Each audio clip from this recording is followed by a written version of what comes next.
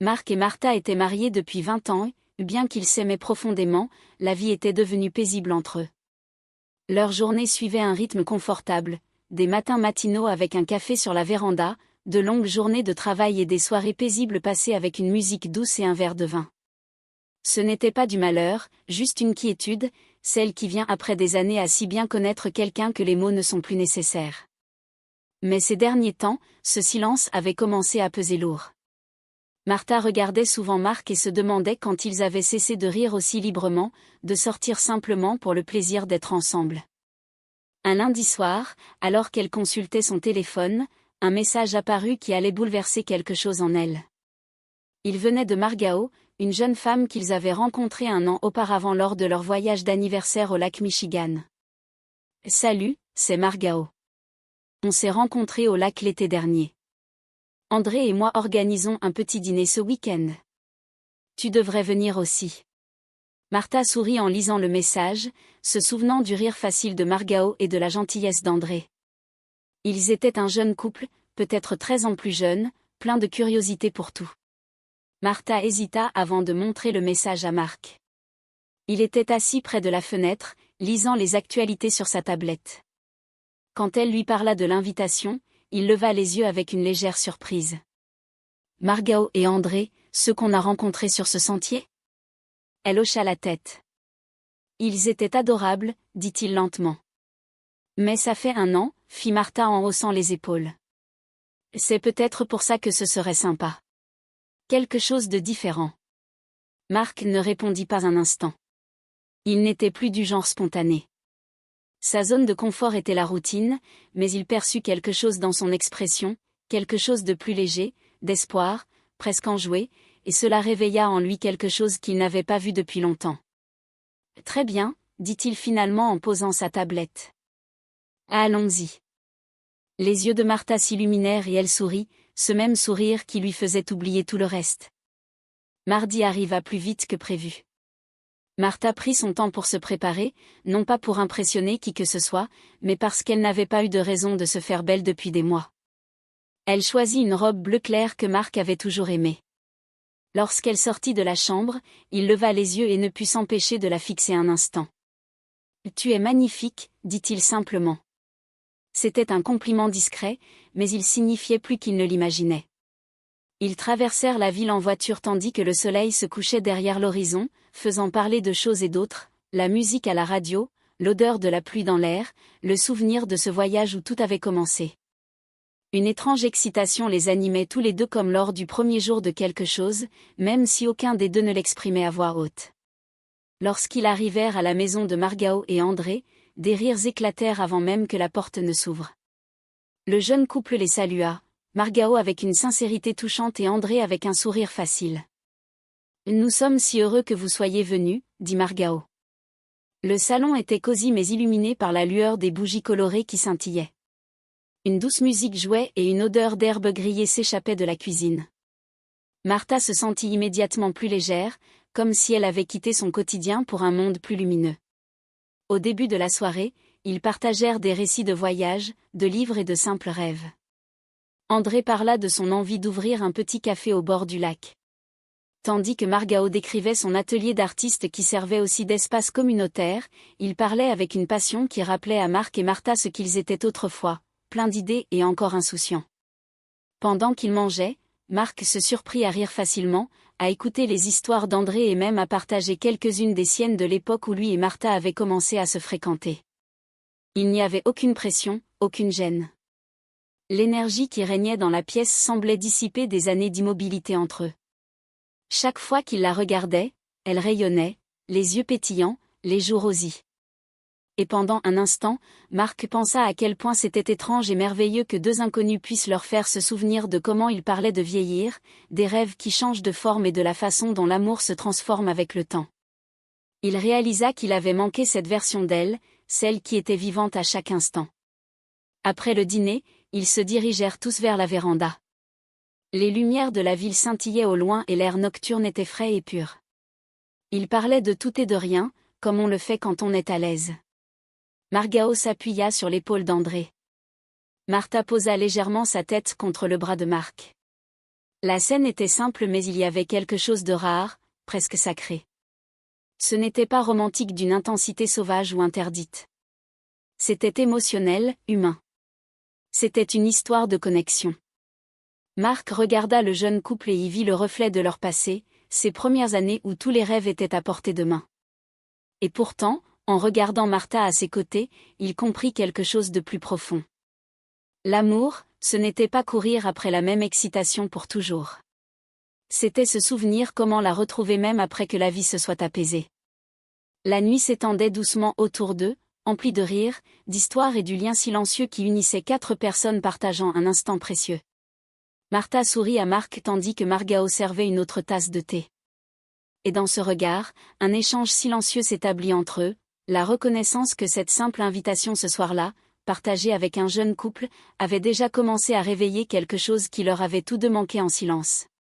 Ce n'était qu'un dîner et pourtant c'était comme le début d'une redécouverte dans un monde qu'ils pensaient connaître déjà. Margao et André chez eux reprirent vie dès que Marc et Martha entrèrent. Une musique flottait dans l'air, douce mais intense, et un parfum d'ail et d'herbes aromatiques s'échappait de la cuisine. Des bougies vacillaient sur la table, projetant une lumière dorée qui rendait l'atmosphère si accueillante. Martha remarqua immédiatement combien d'amour avait été investi dans cet espace, les petites plantes près de la fenêtre, les photos d'eux deux riant sur la plage, les œuvres artisanales accrochées au mur. Margao s'approcha avec la même étincelle dans les yeux que le jour de leur rencontre. « Vous avez réussi, dit-elle en tendant la main à Martha. André suivit Marc avec une énergie sincère. « C'est tellement bon de vous revoir tous les deux, dit-il. » Marc sourit poliment, mais intérieurement, il se sentait un peu mal à l'aise. Cela faisait longtemps qu'il n'avait pas été entouré de personnes aussi pleines de vie. Martha, en revanche, semblait s'intégrer parfaitement, s'enquérant du repas, complimentant la décoration de la table, riant facilement. Le dîner commença par une soupe maison et bientôt tous les 4 discutaient comme s'ils se connaissaient depuis des années. André partageait des histoires sur son projet d'ouvrir un petit café près du lac. Il parlait avec tellement d'enthousiasme que même Marc, d'ordinaire si calme, se surprit à se pencher en avant, posant des questions. Margao parlait de son atelier d'artiste et de son désir d'en faire un espace où les jeunes artistes pourraient créer sans crainte. Il ne s'agit pas de gagner de l'argent, disait-elle, ses mains gesticulant au rythme de ses paroles. Il s'agit de créer quelque chose de vivant. Martha la regardait avec admiration. Il y avait quelque chose de rafraîchissant à être entouré de personnes qui croyaient encore aux possibilités. Cela lui rappelait l'époque où elle et Marc étaient plus jeunes. Quand ils avaient l'habitude de parler de leurs rêves tard dans la nuit, entre 2 bouchées et des rires, Marc commença à le faire. Pour la première fois depuis longtemps, il ne pensait pas aux factures ni à la distance silencieuse qui s'était insidieusement installée dans son mariage. Il était là, tout simplement. Martha le remarqua aussi. Elle le surprit à sourire à quelque chose qu'André avait dit, un petit pincement au cœur. C'était l'homme dont elle était tombée amoureuse des années auparavant, attentionné, curieux et discrètement charmant. Elle réalisa que parfois l'amour ne s'éteignait pas. Il était juste enfoui sous le bruit du quotidien. Margao remplit le vin et la conversation glissa sur leurs souvenirs préférés. André raconta une anecdote amusante sur un voyage en voiture où il s'était perdu. Et Martha raconta comment Marc avait un jour traversé une tempête de neige juste pour lui apporter du café lorsqu'ils sortaient ensemble. Margao soupira d'un air mélancolique. « C'est ça le véritable amour, dit-elle. » Marc rit doucement, gêné mais fier. « C'est juste ce que tu fais, répondit-il. » Mais à l'intérieur, quelque chose s'agitait, un souvenir des petits gestes qui autrefois étaient si naturels. Tandis que les assiettes étaient débarrassées, l'atmosphère changea légèrement. L'énergie s'adoucit, les rires s'apaisèrent et tous les 4 se dirigèrent vers la véranda. La nuit, il faisait frais. Le ciel brillait faiblement des lumières de la ville et le chant des grillons emplissait le silence entre leurs paroles. Margao s'appuya contre André. Et Martha posa doucement sa tête sur l'épaule de Marc. Pendant quelques instants, personne ne parla. Ce n'était pas gênant, juste paisible. Un silence partagé plutôt que vide. Puis André dit doucement, « Vous avez l'air si calmes tous les deux, comme si rien ne vous ébranlait. » Marc le regarda sans savoir quoi répondre. « Calme ne veut pas dire facile, dit-il finalement. Cela veut simplement dire que nous avons appris qu'en parler. Et qu'en se taire. André hocha lentement la tête comme s'il comprenait plus que ce que ses oreilles devaient entendre. Margao sourit doucement. C'est magnifique, dit-elle. Martha se tourna vers elle d'un ton pensif. Le mariage, ce n'est pas ne jamais se disputer ni ne jamais se fatiguer, dit-elle. C'est choisir de continuer à être présent même quand ce n'est pas excitant. Margao écoutait, le regard tendre. C'est réconfortant, dit-elle, comme un amour qui dure. Marc prit la main de Martha sans réfléchir. Elle la serra en retour et dans ce geste silencieux, tout ce qu'il n'avait pas dit depuis des mois fut compris. La lumière de la véranda vacilla légèrement comme une étincelle. Martha sourit d'un air entendu. Tu le retrouveras, dit-elle simplement. Et tu le retrouveras. C'est comme ça que ça marche. Le jeune couple écoutait attentivement, le visage ouvert et pensif. Marc les regarda et pour la première fois, il réalisa le chemin parcouru par Martha et lui. Pas parfait, pas toujours romantique, mais authentique. Alors que le soir commençait à décliner, les lumières de la ville scintillaient en contrebas comme un océan calme. Margao apporta des tasses de thé et ils s'assirent tous ensemble. L'air s'emplissait de cette émotion qui naît de la connexion. Lorsque Marc croisa le regard de Martha par-dessus la petite table, il reconnut quelque chose de familier. Non pas l'étincelle d'un amour naissant, mais la lueur constante de quelque chose. Ils n'eurent pas besoin de parler. La nuit avait déjà parlé pour eux. Lorsqu'ils se levèrent enfin pour partir, Margao sourit. Vous me donnez de l'espoir. Restez unis, même dans la banalité. C'est à ce moment-là que l'amour compte vraiment. Tandis que Marc et Martha marchaient vers leur voiture, le son de leur rire résonnait encore derrière eux. Marc jeta un coup d'œil à Martha et dit doucement, « C'était agréable. » Elle hocha la tête, la voix calme mais pleine. « C'était plus qu'agréable, dit-elle. C'était vivant. » Ils rentrèrent chez eux en silence. Les lumières de la ville se reflétant sur le pare-brise, tous deux perdus dans leurs pensées. La nuit n'avait pas été dramatique ni grandiose, mais quelque chose avait changé.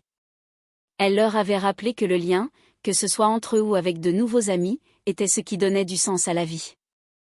Et alors qu'ils tournaient dans leur rue tranquille, Martha tendit la main vers lui et cette fois, il ne la lâcha pas. La nuit s'assombrit tandis que la pluie commençait à tomber. D'abord doucement puis plus régulièrement, tambourinant légèrement sur le toit de la véranda. Terrain, tous les quatre restèrent. Ils restèrent à l'intérieur immédiatement. Au lieu de cela, ils restèrent où ils étaient, dans le calme rythme de l'instant. La conversation était passée de légère et enjouée à quelque chose de plus profond. C'est Margao qui rompit le silence la première. « Je peux te demander quelque chose, dit-elle, la voix presque noyée par la pluie. Comment faites-vous pour rester ensemble si longtemps et paraître toujours aussi proches ?» Martha la regarda, surprise par la question, mais il n'y avait aucun jugement, juste une sincère curiosité. Elle sourit doucement.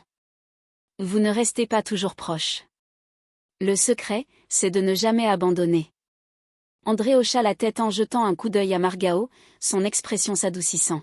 « On se dispute parfois, dit-il, pas pour des choses importantes. » Martha le comprenait bien. Elle avait vécu assez de ces disputes silencieuses qui durent des jours sans un seul mot dur. Juste un silence plus pesant que crier. Elle se pencha légèrement en avant. C'est normal, tous les couples se disputent. Mais l'amour n'est pas une question de gagner ou de perdre. Il s'agit d'apprendre à rester bienveillant. Même quand on est fatigué. Marc écoutait en silence, observant Martha parler. Quelque chose dans ses paroles le touchait. Il réalisa à quel point il avait gardé pour lui au fil des ans, sa patience, son calme, sa capacité à maintenir leur monde à flot quand il était trop distrait par le travail ou les soucis. Il ne l'avait pas remercié depuis longtemps. En la regardant, il vit non seulement sa femme, mais aussi celle qui avait tout partagé avec lui un instant plus tard. Et dans cette brève lueur, Marc aperçut le visage de Margao, ses yeux brillants d'émotion. « C'est effrayant parfois, murmura-t-elle. Aimer quelqu'un au point d'avoir peur de le perdre ?» Martha hocha légèrement la tête, comprenant. « C'est effrayant, dit-elle doucement. Mais c'est ce qui le rend réel. Le vent se leva et un soudain coup de tonnerre gronda au loin. Les lumières vacillèrent une fois, 2 fois puis s'éteignirent. Pendant un instant, tout fut plongé dans l'obscurité, à l'exception des bougies que Margao avait placées plus tôt sur la table. La douce lumière dorée emplit la pièce, faisant rayonner leurs visages.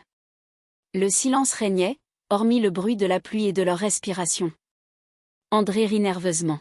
« Eh bien, voilà une façon comme une autre de créer l'ambiance, plaisanta-t-il. Mais sa voix portait une tendresse qu'il n'avait pas auparavant. Margao sourit et se pencha vers lui, posant sa tête sur son épaule. Martha tendit la main vers Marc et cette fois, il n'hésita pas. Leurs doigts s'entrelacèrent naturellement comme lorsqu'ils étaient jeunes. Avec le courant parti, ils rentrèrent tous à l'intérieur, apportant les bougies au salon.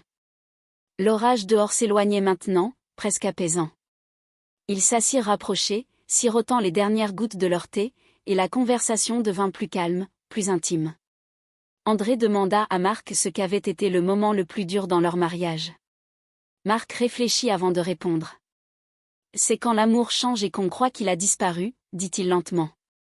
Mais il n'a pas disparu. Il est juste différent. On cesse de courir après les feux d'artifice et on commence à apprécier la lueur tranquille. » Ces mots résonnèrent encore dans l'air.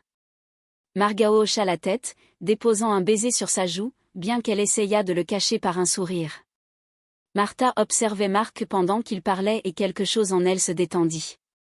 Cela faisait si longtemps qu'elle ne l'avait pas entendu parler d'amour comme ça. Elle se souvenait des premières années quand il lui écrivait des petits mots doux, glissait des notes ou l'emmenait faire des balades surprises juste pour admirer le coucher du soleil. La vie était devenue plus trépidante et ses gestes s'étaient raréfiés. Mais assise là à présent, à la lueur des bougies, sous la pluie tout autour d'eux, elle ressentait la même tranquillité, la même sécurité qu'à la première fois qu'il lui avait tenu la main. Elle posa sa tête sur son épaule et murmura « Tu arrives toujours à faire en sorte que ça paraisse simple. » Il sourit légèrement. « Ce n'est pas simple, dit-il, mais ça en vaut la peine. » Dehors, la pluie s'était transformée en bruine fine. Le tonnerre n'était plus qu'un bourdonnement lointain. Margao regarda autour d'elle, sa voix brisant le silence paisible. « Vous savez, dit-elle, j'ai toujours pensé que l'amour était censé être excitant tout le temps, mais en vous écoutant tous les deux, ça me paraît plus calme, plus stable. » Martha acquiesça.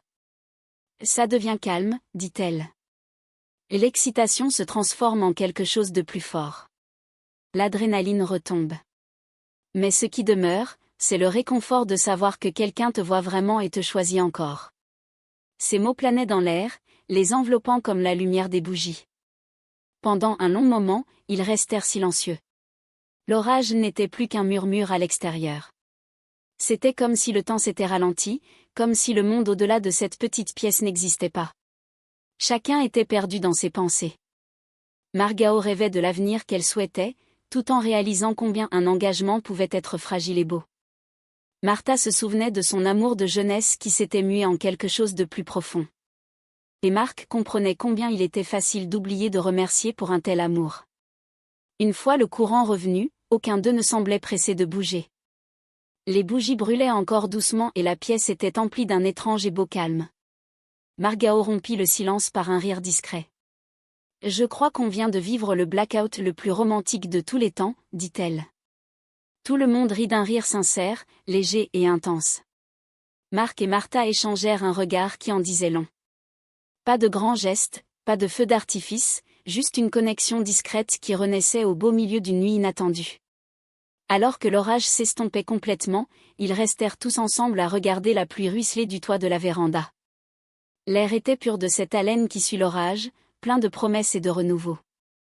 Margao tendit la main vers celle d'André et Martha passa un bras autour des épaules de Marc. Dans ce moment doux et simple, tous les quatre comprirent quelque chose qu'ils ne parvenaient pas à exprimer. Que l'amour, sous toutes ses formes, n'était pas une question de perfection ou d'excitation. Il restait une vérité tranquille, même l'amour mis à l'épreuve du temps pouvait encore se redécouvrir à nouveau. Le matin arriva avec une douce lumière dorée filtrant par les fenêtres, tout dans le salon où les bougies avaient brûlé lentement toute la nuit. L'orage était passé, laissant derrière cette odeur fraîche qui suit la pluie, un mélange de terre et de nouveau départ. Margao était déjà dans la cuisine quand Marc et Martha se réveillèrent tranquillement pendant qu'elle préparait le petit déjeuner. André la rejoignit, les cheveux en désordre, la voix basse fredonnant un air qui flottait entre eux. Le son des rires remplit bientôt à nouveau l'air, léger et spontané. Et Martha ne put s'empêcher de sourire. La nuit précédente avait été intime d'une certaine manière, mais d'une manière qui avait fait tomber tous leurs masques. C'était rare, pensa-t-elle, de partager une telle sincérité avec des gens qu'on connaissait depuis peu de temps. Marc s'approcha d'elle, sa voix douce. « Je n'ai pas connu une telle paix depuis longtemps, dit-il. » Elle se tourna vers lui et hocha la tête.